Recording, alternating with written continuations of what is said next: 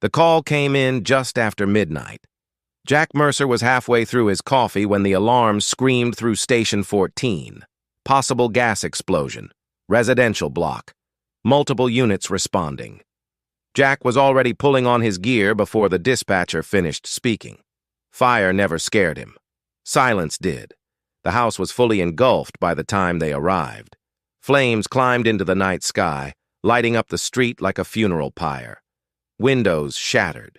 A car alarm wailed somewhere nearby. Neighbors stood barefoot on lawns, wrapped in blankets, staring in disbelief. "Primary search now!" Captain Ray Holden shouted.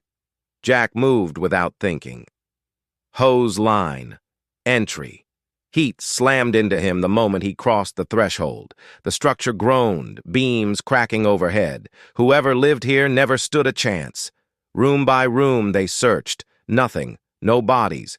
No survivors. Then, "Captain!" a firefighter yelled from the front yard. "We got a kid!" Jack turned sharply. A boy sat on the curb, soot streaked across his face, knees pulled to his chest. No shoes, no jacket, just a thin hoodie blackened by smoke. He looked small against the chaos around him, too calm for someone who'd just lost everything. Jack knelt in front of him. "Hey, buddy, I'm Jack. Are you hurt?" The boy slowly shook his head. "What's your name?" The boy hesitated. His eyes flicked back to the burning house, then back to Jack. "Eli." Jack felt something tighten in his chest. "Do you live here, Eli?" Another pause. A nod. "Where are your parents?" Eli's lips pressed together. He didn't cry. Didn't shake. He just whispered, "They're gone." Fire crews worked for hours. The blaze was ruled a probable gas leak. Old neighborhood, aging lines. Tragic, but simple. Too simple. As dawn broke, Child Protective Services arrived. Laura Bennett wrapped a blanket around Eli and asked him the same questions Jack had. The boy answered most of them, except one. "How did you get out before the explosion?" she asked gently. Eli's eyes found Jack across the street. "He pulled me out," Eli said. Jack froze. "No, I didn't. I never went inside before the blast." The boy stared at him, expression unreadable. "You will," he said quietly. That night, Jack couldn't sleep. Every time he closed his eyes, he saw the house again. But this time, he saw a child standing in the hallway before the fire started, watching. Jack hadn't planned on taking a child home. But by sunrise, Laura Bennett was standing in his kitchen, flipping through paperwork while Eli sat at the table, silently stirring cold cereal. "Just temporary," Laura said. "No relatives on record, no ID, and he won't talk to anyone else." Jack leaned against the counter. "I'm not exactly equipped for this. You're stable, you're cleared, and right now, you're the only person he trusts." Jack looked at Eli. The boy didn't look back, just kept stirring, over and over, like he was afraid to stop. "Fine," Jack said. "Just until you find family." Eli's spoon froze. That night, Jack gave him the guest room, Emily's old sewing room, cleaned out but never repurposed. Eli stood in the doorway, studying the space like he was measuring it for danger. "You can lock the door if you want," Jack said. "I know," Eli replied. Jack paused. "How do you know that?" Eli shrugged. "All doors here lock from the inside. You change the handles after the break-in." Jack's pulse quickened. He'd never told anyone that. Over the next few days, Eli settled into a quiet routine. He woke early. He never wasted food. He flinched at sudden noises, but not sirens. Sirens seemed to calm him. Detective Marcus Shaw visited on the third day.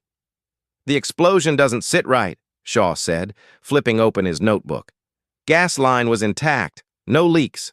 No corrosion." "So what caused it?" Jack asked.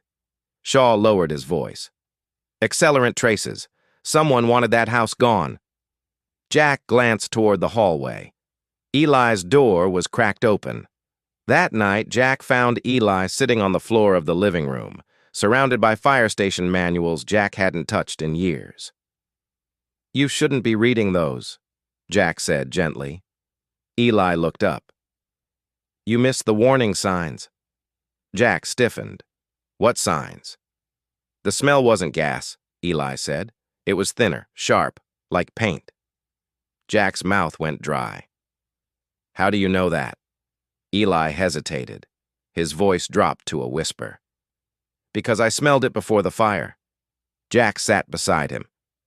"Eli, were you inside when it started?" "No," Eli said quickly, then slower. "I was supposed to be." Jack turned fully toward him. "Supposed by who?" Eli's hands curled into fists.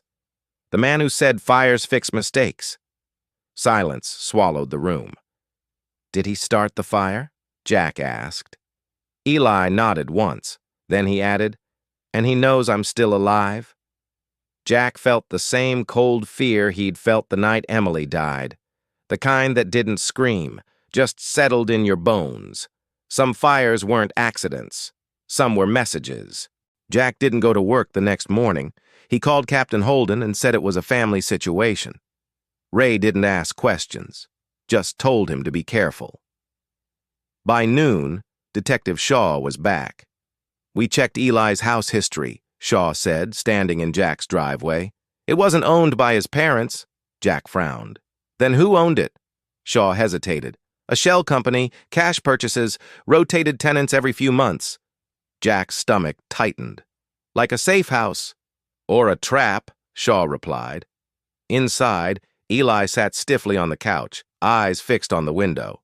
"He's here," Eli said suddenly. Jack turned. "Who?" "The man," Eli whispered. "He watches first, always from across the street." Jack followed Eli's gaze. A parked sedan. Engine off. Too clean. Too still. Shaw noticed it, too.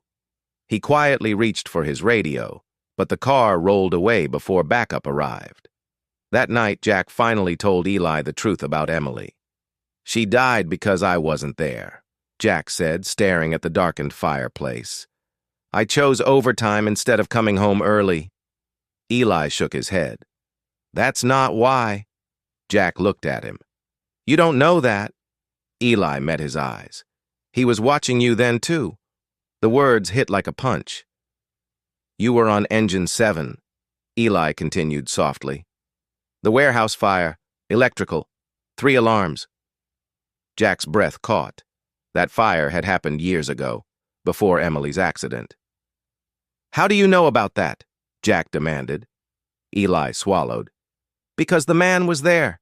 He studies firefighters, learns their routines, their weaknesses." Jack stood abruptly.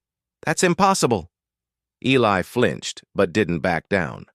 "He believes fire reveals truth, that survivors are chosen." The power cut out mid-sentence. Darkness swallowed the house. Smoke alarms began to chirp. Jack smelled it immediately. Not gas. Accelerant. "Eli, move!" Jack shouted. Flames erupted near the back door. Someone had poured fuel along the porch. Jack grabbed Eli, pulling him low as smoke filled the hallway. Heat licked the ceiling. The front door was blocked, fire roaring up the frame. "Window!" Jack yelled. They crashed through the living room window just as flames burst behind them. Jack rolled, shielding Eli with his body as glass shattered across the lawn. Sirens wailed in the distance. Neighbors screamed. As firefighters arrived, Jack held Eli tightly, heart pounding. "He wanted me to burn with you," Eli whispered. "That was the test." Jack looked down at the boy, no longer just a survivor, a witness, a target. And suddenly, Jack knew something terrifying. This fire wasn't meant to kill him. It was meant to prepare him. The arsonist made one mistake. He came back. 3 nights after the attack on Jack's house, a fire broke out at an abandoned church on the edge of town. Same accelerant, same pattern, same obsession with spectacle. Detective Shaw called Jack directly. "He's escalating, and he left something behind." They found a symbol burned into the floor, a crude spiral made of ash. Eli stared at the photo and went pale. "That's his mark." Shaw leaned forward. You know him, don't you? Eli nodded. He used to watch me. He said I was special because I didn't scream during fires. He called me proof. Jack's jaw tightened. Proof of what? That fire doesn't just destroy, Eli said softly.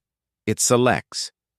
The arsonist's name was Caleb Frost, a former volunteer firefighter discharged years ago after a suspicious blaze injured 2 men. No charges, no conviction, just rumors. Jack remembered him now, quiet, intense, always staring too long at the flames. The final fire was bait, an empty warehouse, midnight, news helicopters already circling. Jack knew it was a trap and walked into it anyway. Inside, flames crept along the walls like living things. Frost stepped out of the smoke, face calm, eyes bright.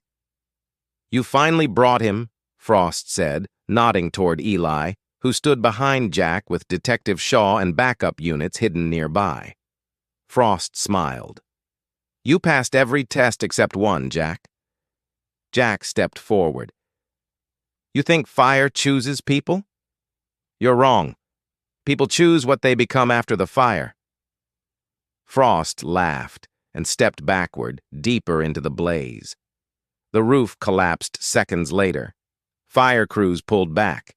There was no body, only ashes. The case closed without certainty. It always did. Weeks passed. Eli stayed. What began as temporary became permanent. Laura filed the final papers on a quiet afternoon. Jack signed with a steady hand. That night, Jack and Eli sat on the porch, watching the sunset paint the sky orange. Do you still smell it? Jack asked. The fire? Eli nodded. Sometimes. Jack placed a hand on his shoulder. That doesn't mean it owns you. Eli leaned into him. You didn't leave me. Jack swallowed. I'm not going anywhere. The house was different now. Laughter lived in it. Light did. Some fires take everything. Others leave behind something worth saving. And for the first time since Emily's death, Jack felt it. Not guilt, not fear, but hope.